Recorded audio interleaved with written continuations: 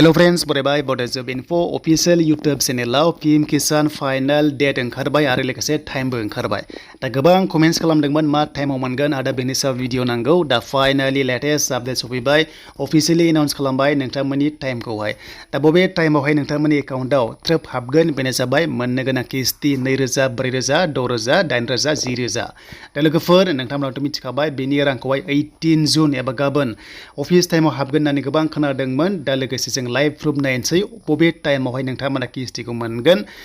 जायनोखि बड' जब info YouTube चेनेलाव गोदान साबस्क्राइब खालामना ला जेब्लायबो स्किमनि आपडेट मोननो हागोन 9.3 crore फार्मार्सफ्रा मोनगोन आबादारिफोरा आरो 20,000 crore बाजेट दङ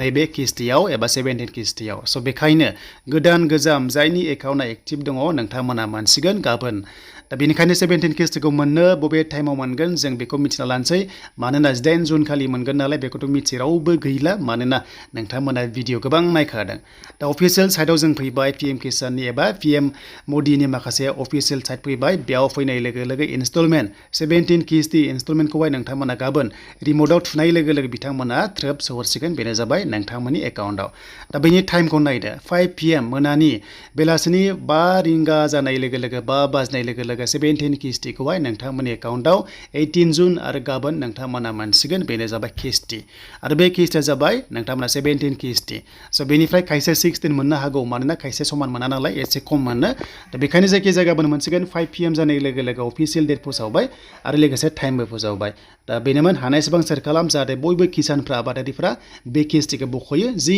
एकाउन्टआव हाबा माने नोंथांमोना मोनगोन स' बेनिफ्राय 17 किस्तिखौ गोदानाबो मोनगोन जायनाखि गासिबो अके दङ KYC होदोंबा गोदान फर्म साबमिट खालामदों स' बेनोमोन दिनैनि थाखाय लेटेस्ट आपडेट